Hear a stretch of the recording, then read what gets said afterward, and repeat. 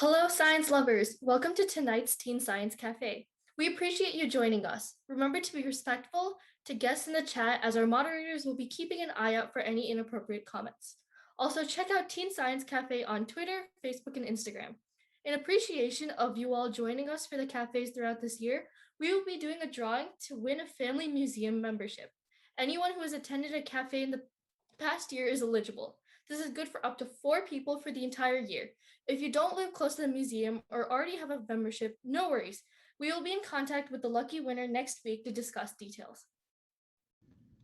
Tonight, we've got an exciting guest for you. Tatiana Heights holds a BA from the University of Nebraska-Lincoln with a major in Great Plains Studies and minors in Environmental Studies, Agribusiness Entrepreneurship, and Community and Regional Planning. Tatiana later received a Master of Community and Regional Planning degree from UNL. She moved to North Carolina in December of 2017 and began doctoral studies at North Carolina State University in August 2018. Her dissertation focused on multicultural environmental education. Please welcome Tatiana Height. Oh, thank you. I appreciate being invited. I'm going to go ahead and share my screen.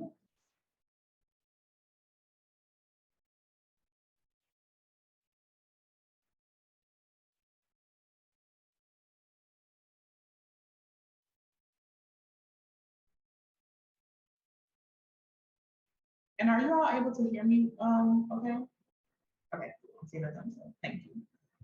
All right, so the title of this presentation is Charting Your Path in Environmental Justice Work. So I'm gonna talk about my journey and how I got involved in environmental justice work and hopefully share some advice for anyone else who might be interested in engaging in that field. So like was said in the introduction, I'm from Chicago, Illinois. And being that I grew up in a very urban area, I did not have a lot of opportunities to engage in the environment or sort of outdoor instruction and that kind of thing when I was growing up. That it was sort of a treat, but definitely not something that was regular. Although from the time that I was young, up until the time I graduated high school, I always knew that climate issues and the environment and natural resources were something that was important. We always recycled in my household. There was never any question about the fact that it was important to take care of nature and take care of the environment. So that was always important to me.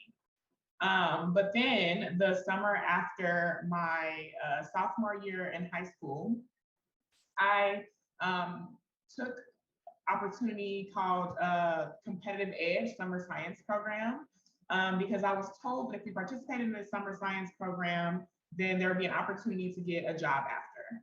So I did the summer science program, and because of that, I ended up getting a job to do what was called the Green Team. And as a part of that, it was really my first time really engaging in environmental work and actually starting to understand sort of outdoor experiences. We planted trees and removed invasive species and did urban gardening and all of those things. And that's when I was sort of sparked and realized that I wanted to work in the environmental field after I was sort of reflecting on that experience. And so I decided to go to the University of Nebraska-Lincoln. And at the time I was majoring in environmental studies and I wanted to focus on natural resources. And then when I was there during my junior year, I took a class called Individual and Cultural Perspectives on the Environment. And as a part of the class, one of the things that we learned about was the concept of environmental justice. And we watched a film about what's called fracking or hydrofracturing, which is also short for fracking. And I learned about all of the ways that people are marginalized within environmental spaces. And I remember I was so incensed. I was really upset about what I had learned, and I wrote a reflection paper about it. And the TA in the class, the teacher's assistant, the person who was grading our paper said, "It looks like you found your passion." So at that point, I continued to try to learn more about environmental justice. It was really only covered for like 1 week. out of the whole semester in that class that I was taking, but I took it upon myself to learn more about it. And I really wanted to see how I could be active and get engaged in that work. So I was sort of trying to figure out, what is my place in all of this? And I ended up, like was said already, getting a master's in community regional planning. And right now, I not only outside of working on my doctorate, I also am very engaged in community issues and work with different organizations who address environmental justice, and I do so as a part of my work. And I really love that I've been able to sort of find this path for myself. So when I talk about the concept of environmental justice, I just want to sort of set the framework and explain what it is I mean when I use this language. So environmental racism is the problem that I try to address through my work. And what environmental racism is it's really a subcategory of the systemic racism that exists just in general. The ways that that racially minoritized people are oppressed in systems.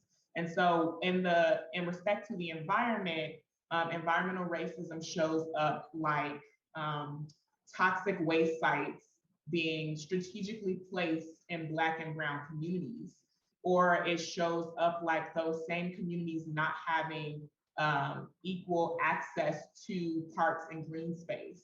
The parks and green space in those communities not being as large, as well maintained, as invested in. So it's not just the environmental burdens, but it's also lacking some of those environmental amenities. It shows up as contamination in drinking water and things like that, and how all of these issues are more prevalent in Black and Brown communities.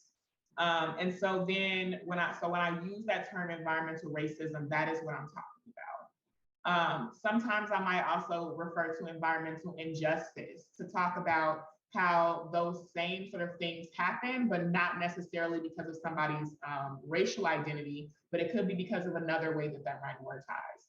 So it could be low-income people and how low-income people are experiencing greater environmental burdens, greater impacts of climate change than more affluent folks or than white folks. And so then environmental justice is the activist movement that responds to those problems. And environmental justice seeks to rectify the very issues that I've outlined when I talk about environmental racism and environmental injustice, and seeks to have fair decision-making and equity as it relates to land use issues.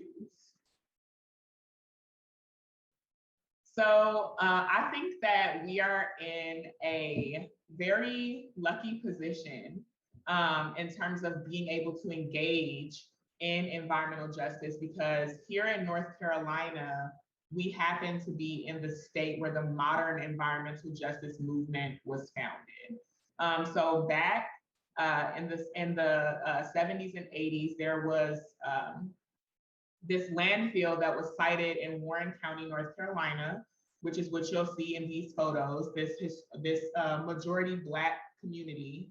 And the contaminants were getting into the waterways and causing not only environmental issues, but also health issues for the people who lived here.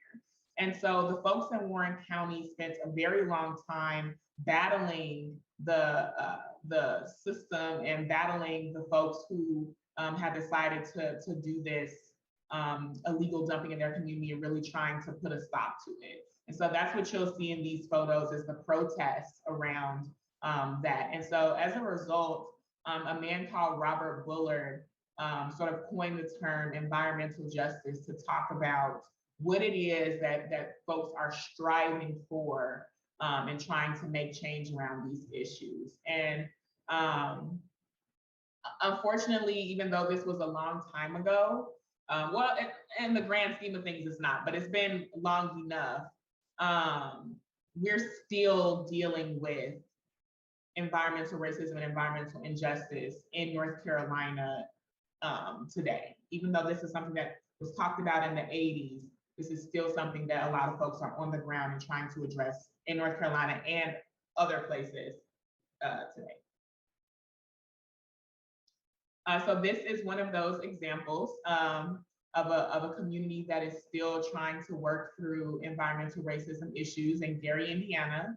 So like I said, I'm from Chicago, but I went actually to high school in Gary, Indiana. It's about 30 miles outside of Chicago.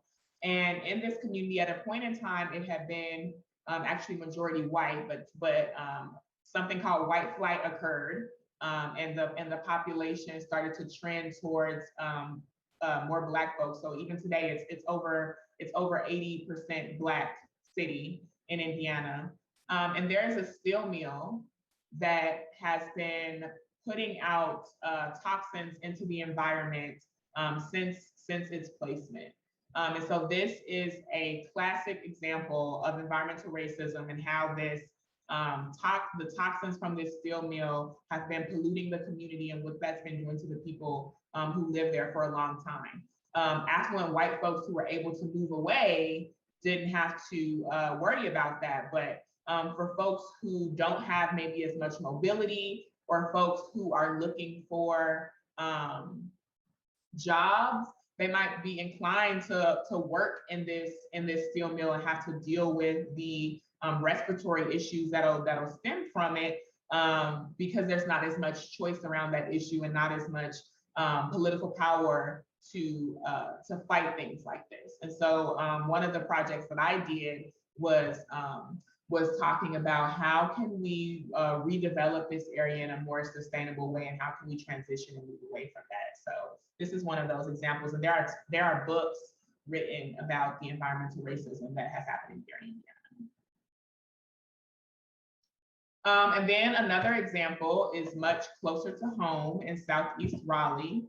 So what you'll see here on the screen on the left, and these are snippets from a colleague of mine, Amin Davis, pulled these snippets together. But on the left, you'll see a letter from the Army Corps of Engineers that's talking about the flood situation in Raleigh. And again, this letter, if you can see, is dated in the 1980s. And today, the residents, the people who live in Southeast Raleigh, are still dealing with the burdens that were described in this letter, which is saying that there is significant recurring flooding problems in the Rochester Heights area. Rochester Heights is a historically Black neighborhood in Southeast Raleigh. Now, if you were to look at the demographics today, over 90% of people in the community are non-white. And so what this is reflective of is sort of one of the subcomponents of environmental injustice, which is climate injustice, and how folks who are in marginalized communities are having to bear a larger share of the burden of climate change impacts. And so on the right, you'll see these Peterson Park apartments are right next to the Walnut Creek Wetland Park, and how they flooded. You can see how high up the water is on this car in the parking lot. And I'm working on a program right now where we're helping to educate people about how they can become advocates to address concerns like this in their community. And we've heard the stories of many people talking about how floodwaters are coming up to their door, how their issues are not being addressed by people in power. And so it's a classic case of environmental racism. And in more affluent communities, in more affluent areas around the city, around the state, around the country, around the world, you'll see that they're able to bounce back from these sorts of things much more quickly, and there's a lot more responsiveness around issues such as this.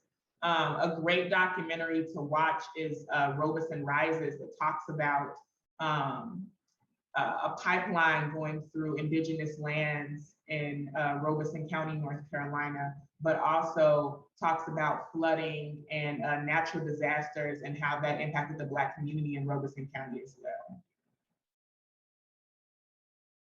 And then I wanted to also have an opportunity to look at a global perspective around these issues. So it's happening around the country. It's happening right here in our state, and I'm sure many of you city if you're tuning in from Raleigh, but it's also happening around other places around the world.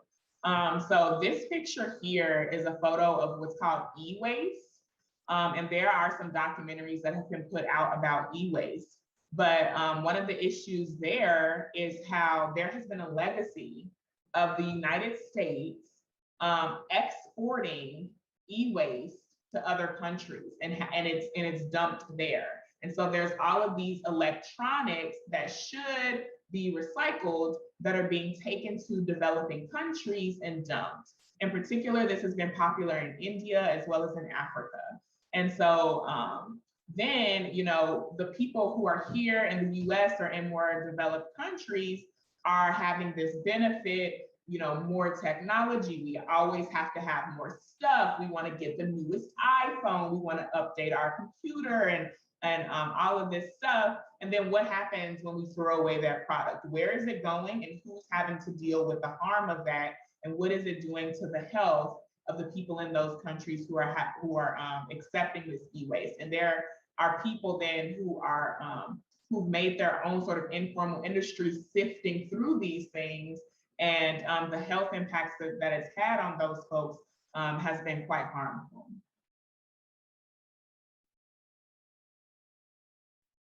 So then what? So we've got we've got environmental racism happening. We've got environmental injustice happening. So what ways, what sort of career paths are there to actually work on issues like this? And so I've pulled this career profile. I want to talk about, I just pulled two jobs in the environmental justice sector and talk about what sorts of things you might be asked to do, or what sort of qualifications you might be having if you wanted to work to resolve the issues that I started to lay out in the last 3 slides. So this particular position is an environmental and climate justice policy specialist. I pulled this from an organization called the National Wildlife Federation. And so I just pulled a few snippets out to show what kind of work people are doing. So one of the first things is engaging community members. So if you're working on these things, you're definitely going to be working with people in most cases, people in impacted communities, or people who have decision-making power to make change, or other folks who are working in similar industries working together. So that is the kind of thing that you might be able to expect if you wanted to work in this sector. So it's important to have collaborative skills and the ability to do that. I know that in my work, I'm frequently working with people from other organizations to figure out how can we leverage each other's skill sets, how can we come together, how can we partner up to do different projects and programs. You might be working to then build relationships with folks and then to educate folks. Like I said, we're doing an educational program right now with people in flood-prone communities. That's something that you might be doing, or it could be educating people about some other environmental racism issues, such as CAFOs here in North Carolina, concentrated animal feeding operations, things like, it could be a number of, it could be parks and green space, like I talked about, whatever that issue is, educating folks about that. And then using an environmental justice lens to look at public policy. So a lot of times, working in this sector, you might be looking at addressing policy, addressing things legally speaking. And so that's a large part of what could happen. So some of the things that this position is asking for is to have a master's in public administration, which if you've never heard of that, is like working in public, like government. That's what you might learn in a master's of public administration or public policy. 5 years of experience in local or state or federal policymaking, knowing how to use Microsoft Office, having some sort of legal acumen, knowing about environmental justice issues, but then also things like empathy, social skills, being able to relate to other people, being able to build relationships, being kind and considerate. Like, these are sorts of things, having that sort of worldview is important. Then this career profile I pulled from the NAACP.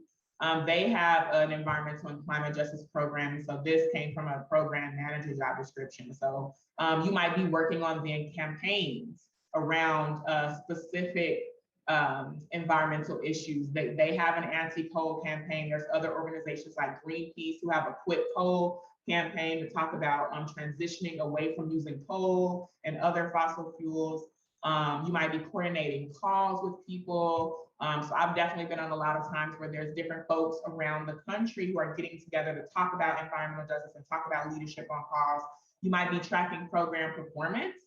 So what that means is looking at different programs or solutions that you're putting out there. Again, I'm going to reference this educational program that I'm working on right now, the Raleigh Watershed Learning Network, and looking at what's coming out of this program, how is it successful? So tracking the different indicators of program success. You might be supervising others or organizing team meetings and that kind of thing. And so this one, I was actually impressed with this job description because there's less of an emphasis on the educational degrees and more of an emphasis on what you know. And so they wanted to know that you're passionate and you're committed to progressive policies, that you have experience with environmental and climate justice, that's what this ECJ stands for, that you have experience supervising others, that you have people skills, that you're a good communicator, that you're familiar with different programs, and that sort of thing. So those are sort of important things. So for me, I keep in mind, I have a career plan and I have what sort of, I always am looking at positions and what positions look interesting. I had a mentor when I was in my first full-time job out of my undergraduate degree who said, make a career plan and figure out what positions you might want to hold and then work your way backwards from there. So looking at what's your dream job? Where do you want to be? And then working your way back from there. So today, then, what do I need to do to get to that point? So that's why I think it's important to look at job descriptions and be like, this is something I really want to do. And this is what they're asking for. And if I don't have what they're asking for, how can I get what they're asking for so that one day I can be competitive for something that I would really want to do like this? So that leads me to, how do you weigh opportunities if you're looking at, all right, I want to get to this point. So how can I decide what sort of opportunities that I need to take in the meantime? So the first thing, I'm sure a lot of you will probably have internship opportunities in your life. And for me, one of the important things to consider about that is it paid or is it not paid? Personally, I am not a proponent of unpaid internships. I think that if we have a job that needs to get done and we value this person, we need what they're doing and what they're offering for us, then we should show people that by compensating them. Also, unfortunately, unpaid opportunities a lot of times puts up barriers to who can participate. Because if you don't come from an affluent family and you have to have a paid opportunity, then that could close you off from being able to take an internship that might help you to meet people, that might help you to get engaged in the field if you don't come from a background that would enable you to be able to afford to do an internship without pay. So for me personally, I always like to encourage paid internships whenever I have posted. I have 2 interns right now who work for me and they are both paid. Because I believe that if we need it, we need to show people that they're needed and that they're valued. And also just removing barriers to participation, like I said. Again, looking at your future goals. So I outlined how I sort of look at where do I want to be? And so does the opportunity that's ahead of me right now help to set me up for where I want to be? So for example, if I know that I want to be, I'm just gonna throw out, it's not about president of the United States, maybe it would behoove me to start by volunteering on elections in election season. It might behoove me to look at running for my local city council and then working my way up to higher positions like Congress or Senate or whatever to set myself up for what I want. So I'm then, or maybe I might want to clerk for a judge or something like that to really start to get exposure into that field, get to know people and get to learn what I need to know to get to my ultimate career goal. Looking at the location of the opportunity, where is it? Is it somewhere that works for you? I know for me, when I was an undergrad in Nebraska, I took an internship in Washington State. which was like 22 hours away. But it helped me learn a lot. And for me, it was a good opportunity and it was paid. Looking at what sort of skills you can learn. If you know that you need to learn how to use Prezi, like was on that last job description, does this job enable you to use things like that so you can get to know it better? Is it going to help you to grow? And then also I have this statement, more than low-hanging fruit. You'll notice on that other job description as well, it said results focused. And so looking at what's going to be your outcome. So not just trying to do what's easy, but doing what's going to be the most meaningful and having the greatest outcome for the time to achieve.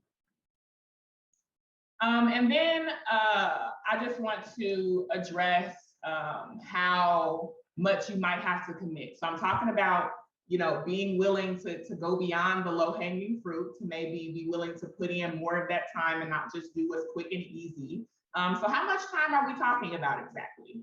So I just wanted to give you some context around some of the different environmental justice battles that have taken place. Well, battles is probably an appropriate word. So firstly, the Atlantic Coast Pipeline. That is something that that was first proposed in 2013. It didn't get canceled until 2020. So that was a 7-year struggle. And there were protesters and advocates and activists who were actively working to stop that project the whole time. A lot of times these things might only be in the news for a short time when it's popular or whatever, and then they might move on and cover something else, but these things are still going on. The Dakota Access Pipeline, there were some protests that happened at Standing Rock on indigenous lands in South Dakota a few years ago. That project was announced in 2014. They battled it, and they did begin operations in 2017, but it's years in between. The Keystone XL pipeline was commissioned in 2010. The permit got revoked 2 months ago. That's 11 years later. And there was a lot of back and forth with different administrations changing, and President Trump was trying to make sure that was going to move forward. And then President Biden took office a couple months ago and went ahead and revoked that permit. But this was an 11-year timeline. So just understanding that you might be in the throes of things for a long time. And then also looking at legislation, how long does it take actually? So one of those other positions is looking at policy. So when you introduce a bill, what's going to happen with that? So they can have a bill go to law very quickly, but 87% of bills are never brought to committee. So the process is you have someone who sponsors the bill, a politician will sponsor the bill. They'll then convene a committee who will review the bill and decide if it's going to get introduced then to the whole Congress. And so 87% of bills don't even make it to that committee stage. Somebody sponsors it and it doesn't even get to the committee. And then from those who actually do make it to the committee, even more than that don't ever actually become law. So very few bills actually make it to law. The process would be they would get discussed in the Senate, they would get discussed in the House, the president would have to sign it for it to become a law and those kinds of things. But a lot of times, a lot of these ideas that get introduced don't even make it that far. So these are long-standing battles to continue to try to maybe refine and bring back a similar bill or something that might be more, acceptable or palatable from both sides and things like that to be able to get that simple majority, meaning a basic majority of the politicians voting to move forward with it. So these are long battles, which is also why, like I was saying earlier, you've got folks who've been bringing concerns forward since the 80s, and we're literally still dealing with it in this 2020. Which leads us to what are some of the things that are happening right now? There was an environmental justice bill that was just introduced into Congress last month. It's called the Environmental Justice for All Act. And it was introduced by, I can't even say the name, but Rep. Donald McEachin and others. It has a lot of good components in it, actually. It builds on some of the environmental laws, such as the Clean Air Act. but it also talks about not being able to do multiple layers of harm. So if a community has already been burdened over and over again, trying to prevent them from continuing to be burdened over and over again and things like that to avoid cumulative impacts is what it's called. So, you know, again, though, we don't always know how things are going to go and if bills are going to actually become law. But this was a sort of an exciting development that was proposed very recently, not even a month ago. Also, something new that has happened when President Biden took office, one of the things that he started to do was really try to get serious about climate change and about environment, making a big sort of pivot from the last administration. And he asked that we have folks in all aspects of federal departments addressing these issues, and also created a White House Environmental Justice Advisory Council. So this was a piece of news that just came out about some of the people that have started to get appointed to serve on that Environmental Justice Advisory Council. So some of those links I know I think are going to get dropped in the chat so you can read more about the different people who are being tapped to participate in this, but it's exciting stuff. And then I just wanted to make space to bring attention to some folks who are doing great work.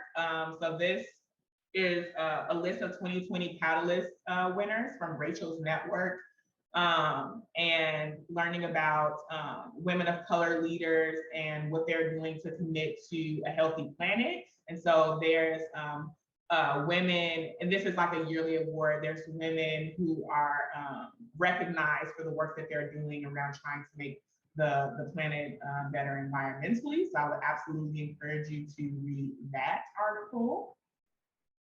And then this is another one that just came out. For those who don't know, last month was Women's History Month. And so as a part of that, this list of women who are doing great things in climate this year came out. So I would absolutely look at that. I don't know if you're familiar, but this was the person who just got tapped to lead the Department of the Interior, the first Indigenous woman to hold that Secretary of the Interior position. So, and just other folks who have been doing impressive things in climate. So I would absolutely look into that and amplify that message.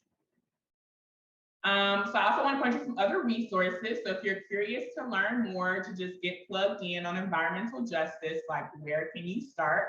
So you can follow EJ in Action. That is a well-known environmental justice activist advocate, Mustafa Santiago Ali, who does that.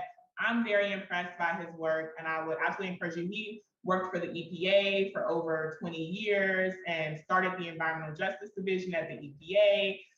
When administrations changed, he decided to take a position at the National Wildlife Federation, which is one of those where one of those position descriptions came from that I mentioned. You can follow NCEJN, that's the North Carolina Environmental Justice Network. They're doing a lot of great work on environmental justice in North Carolina. They've brought forward a number of lawsuits around different issues in North Carolina. They do quarterly meetings. I'm plugged in with the planning committee for the North Carolina Environmental Justice Network. There's a summit every year in October where different folks who are working, but also who are impacted in the frontline communities come together and talk about different environmental justice things going on around the state. There's also a blog I might recommend if you're not on Twitter called the Agents of Changing Environmental Health blog. You can Google that. They are planning on changing the name to Agents of Changing Environmental Justice. I'm a fellow for that program, so they'll look to see a blog from me coming out on that platform before the year's out. There's also a podcast that you might listen to if you're into that. National Public Radio, NPR's Living Downstream podcast. You can find that online. And then there's also a book that I might recommend called Imaginary Borders. It's a very short read from the Pocket Change Collective. They do a lot of activist books and pretty short reads. So I would recommend any of these. I wanted to give a mix in case if you're in social media, if you're not in social media, if you're in the blogs, podcasts, books, whatever you might be into. I wanted to provide some different options for that. And beyond just being plugged in, what are some things that you might be able to do to get involved. You could attend a protest. You saw that in Warren County, that's how they sort of started, was doing protests. And I'll say it took years, but they were successful in stopping that contamination. So protests work. We've seen a lot of protests happening in the last year, but it's a long-standing thing. So that could be an option. I've seen some climate activists, some young climate activists who've advocated for lowering the voting age to 16. Young people are oftentimes very engaged in politics and no less impacted by who's in office and what's going on than someone who's 18. I don't see, if you can drive at 16, I don't really see any issue with voting. So that's something that some teen climate activists and just other social justice activists have been advocating for, that I would support. There's the youth climate strike that happens every year. That's happened for the last few years. That's happened all around the world. I know they did one in Raleigh a couple of years ago. I don't know that it happened last year because of COVID, but I know that it happened the year before. You can write your elected officials via email or via hard copy mail. You can tweet at them. A lot of them are on social media. They're on Instagram, they're on Twitter, they're on Facebook. So you can DM them about whatever concerns might arise. If you hear about a particular issue or a bill that's coming forward that's particularly harmful or something like that, you can let them know what your opinion is. Even if you're not a voting age, you're still a constituent.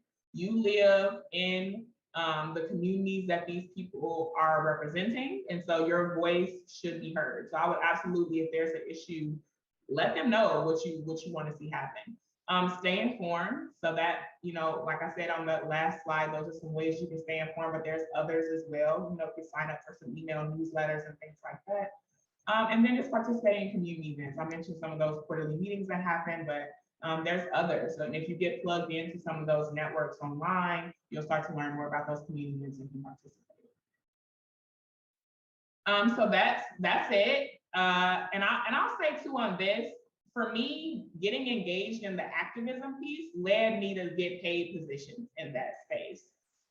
So it's definitely fruitful to engage in this for a number of reasons, to help the community, but also if you just want to, make that a part of your career, this is a good segue, or if you just want to leave it at the activism and want to do something else for your livelihood, you can do that too. So I just want to make that point, but I will open it up for questions at this point.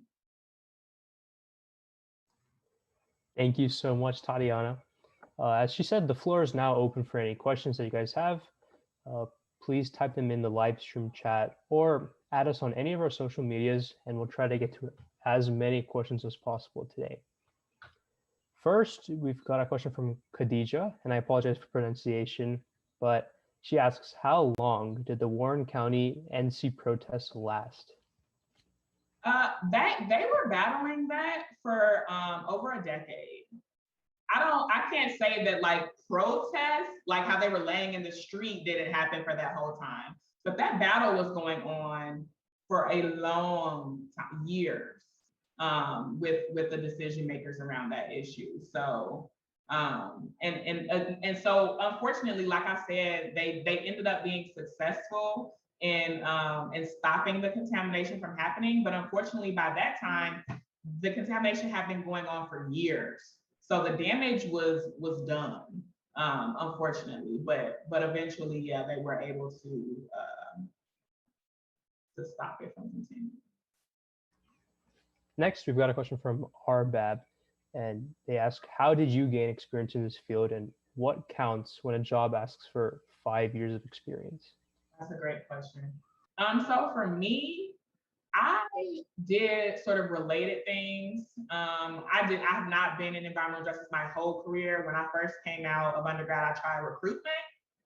So I did like recruitment of volunteers, and then I did admissions. I was an admissions counselor at a university, helping to recruit students to come and attend. Then when I decided to get my master's, I started working in actually the natural resources field. It was a little difficult for me to, sometimes they say like you'll get a degree, but it's a little difficult to get a job. So even though my degree was in something in environment, I didn't get into that until over a year later. I was working in other things.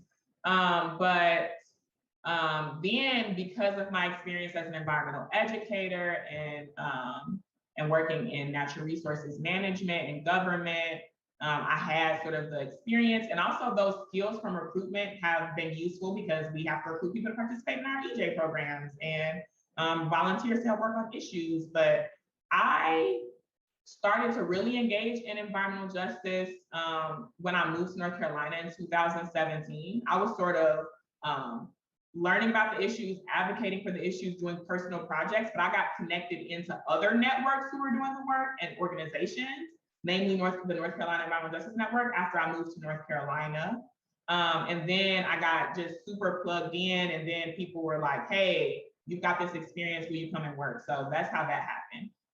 In terms of what counts as experience, internships count as experience, paid positions count as experience, sometimes even volunteer experience might count. It depends on how they frame it. So you'll see if they say, they'll specify, like sometimes you'll see a description that says 5 years of professional experience because they want to specify that like volunteering does not count.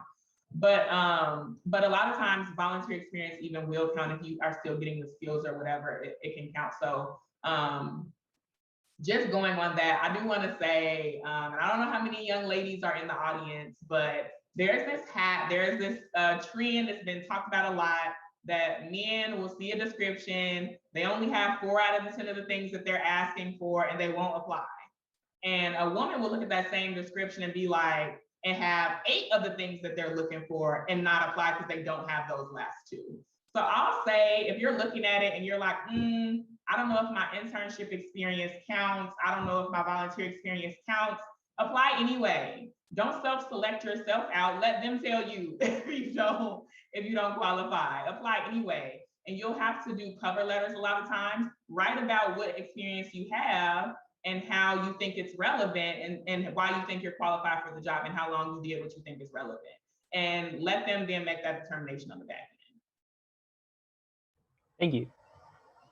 Another question, in more detail this time. Repeatedly, university isn't always accessible to everyone, and sometimes school plans can change. Is there a non-academic approach to building a career in environmental justice? Absolutely. You can just get engaged in, like I said, the activist work.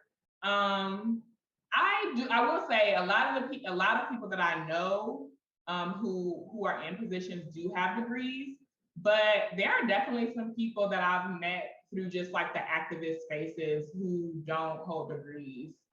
So you can get involved in those things without, and a lot of organizations, well, I don't know what I want to say a lot, but there are organizations who, if they have more of that justice lens and that justice focus, are thinking about things like that and won't be like, oh, you have to have a master's degree and 10 years of experience, because they know that that's not accessible. So I would be looking for organizations like that, forward-thinking organization. If you're feeling like academia and going that route and getting a degree isn't accessible, I would be looking at organizations who are a little bit more progressive and have a more of an open mind about that, and just getting involved in the activists. And I have to say, networking really does work. I did not take that seriously when people were saying that, and I was like, oh, whatever. But I've learned that it actually is extremely helpful. Like, so just getting to know people who can connect you to opportunities and who might be willing to take a chance.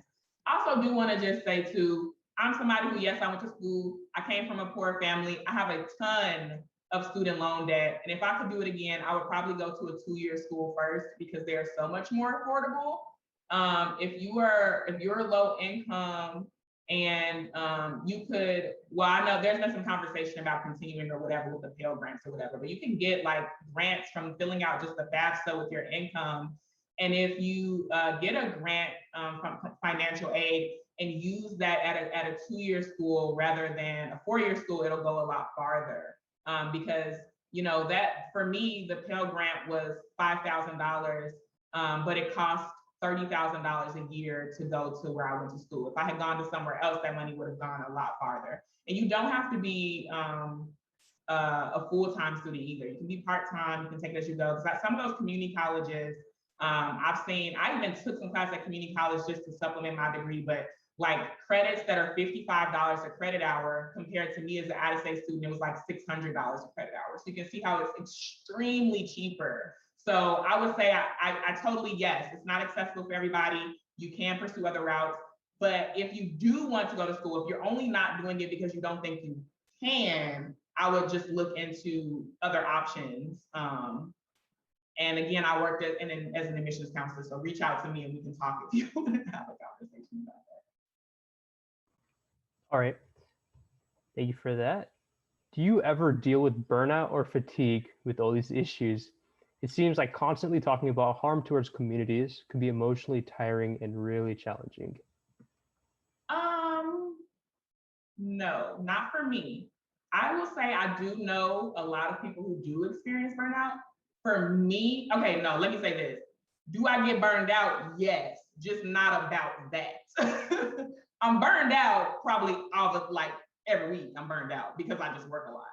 But about that, no, because for me, actually working on these issues is what drives me. It keeps me actually motivated. So to me, if I'm working on an issue that I'm not passionate about, then I can't really get excited and stay energetic and do the work.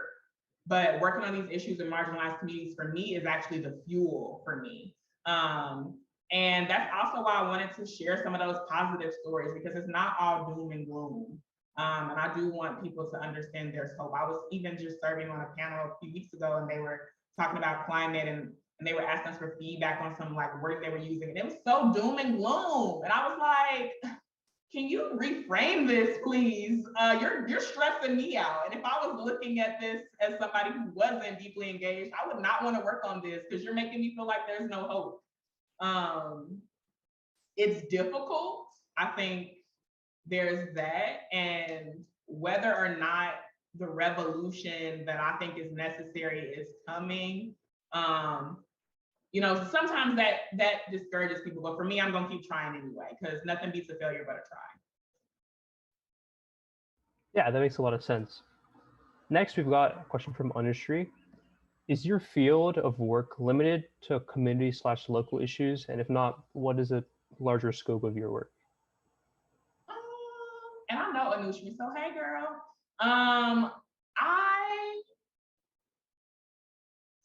Right now, yes, I work on a lot of local issues. So I work on issues, I have worked just in general in my career on issues that are city specific or that are county or even a few counties. So the largest region I've ever worked on issues was like 13 counties.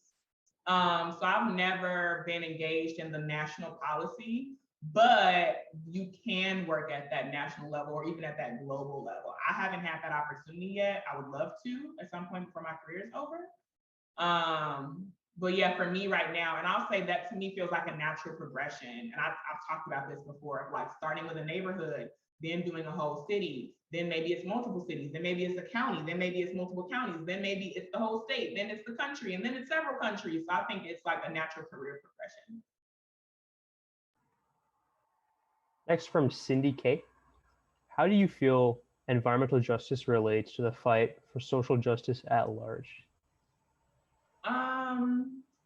Yeah, these issues are largely overlapping. So there was an issue that I was working on previously, and my organization was advocating for the flooding problems. It was around a development that was being proposed, but there were so many other folks who had concerns about that same development that were other aspects of social justice, like housing insecurity, like wage inequality, things like that. And I'll say too, for some people, things like food insecurity to them reads as just a social justice issue, but for others, food insecurity reads as an environmental justice issue. And access to healthy food sources and things like that because of natural resources and growing crops or whatever. So it's an environmental issue. So and I definitely think, to me, it's a part of it, so yes, I do advocate for environmental issues, but I'm also like yeah, we need to pay people a living wage. If your house is flooded, if you're worried about even just paying the rent, like the flooding is sort of secondary to even just being able to stay in the house at all.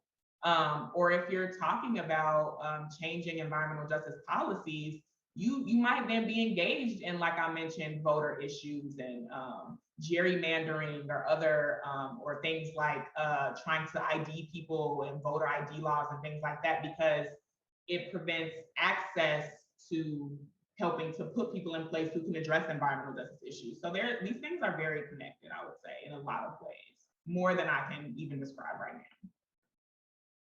Yeah. Next, we have, what is the biggest challenge that you've faced when fighting for environmental justice?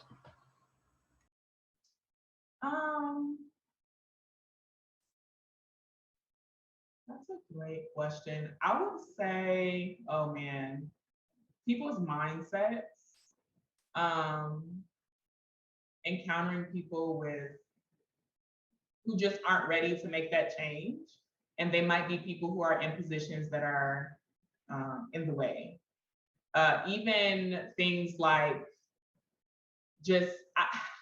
I think so many people too are just advocating for increments. And I'm like, we're ready to move beyond increments. We're ready to do more. Let's do more now. I was talking to somebody about this mapping thing that was coming out where it was like, oh, you can see different environmental injustices in the state. And I was like, okay, so now we've mapped them. All right, what are we gonna do with that? Is there some policy now to follow that says, if this community is experiencing all these environmental burdens, you won't then continue to issue permits in that community? And they're like, oh no, they didn't take it to that level. You can just look at the map. And so for me, it's like just things not going far enough and fast enough. So a bill like the one that I just mentioned, the Environmental Justice for All Act, would be helpful for that. But also just, I think thinking about people's mindsets and what they're ready to actually do and make change. Because a lot of times people too that I've encountered have very different ideas about what the best approach is. And when you're talking about working in collaborative environments and how important it is to work with other people, I think what's been really difficult for me is people who aren't on the same page about what real change looks like. Yeah, that makes sense. One more question from Khadija. Since these problems are overlapping, do you work with other people that work with issues that may tie in, even if it isn't your specific professional work? Yeah. And I don't know if that's the Khadija from our youth program either, but if it is, hey girl. I would say yes, I do. For instance, for one of the projects we were just working on, we were like having meetings with people who worked again on housing issues. Even for me, I've been in spaces with folks who do gender justice and gender equity. That's something I'm definitely passionate about, and not just in binary terms, but the whole spectrum of gender. So I'm definitely engaged with folks who that is their main priority in the forefront of their career on that work. And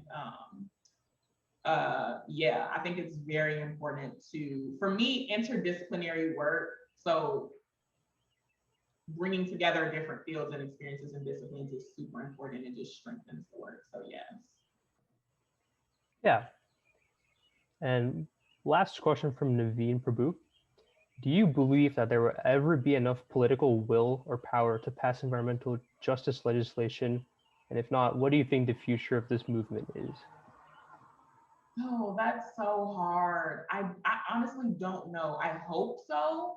I hope there will. I think in order for that to happen, we really need to address, like I said, voter disenfranchisement, because you specifically said political will. So I'm thinking offices and political positions. So we have to get people out of office who don't have that will if we're going to make that change. And if we're going to get them out of office, we have to work on all the issues surrounding that are keeping them in office. So I think it's absolutely possible if we keep working on these issues. Like Stacey Abrams did so much in Georgia to help get people register to vote and to just work on those issues, whether she was running or not. Like there, and so we have to address issues like that. And again, things like expanding access. I mentioned lowering the voting age, but there's also things like there's a lot of convicted felons who aren't allowed to vote. Addressing things like that. And yet their population numbers count when we're looking at districting and like funding for communities. Their population counts, but they're not able to vote. And so we have to address stuff like that. I think it's possible. I think it's difficult. But again, we can't be concerned about low-hanging fruit. We have to be concerned about the long game. So I absolutely think it's possible. If it's going to happen in my lifetime, I sure hope so.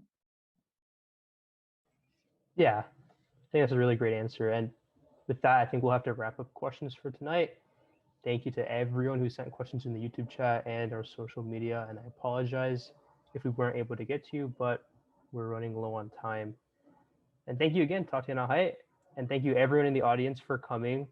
Your work in environmental justice is very captivating and inspiring for young people.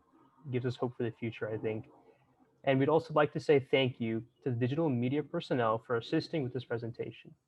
Don't forget to follow Teen Science Cafe Raleigh on Twitter, Facebook, and tag us on Instagram.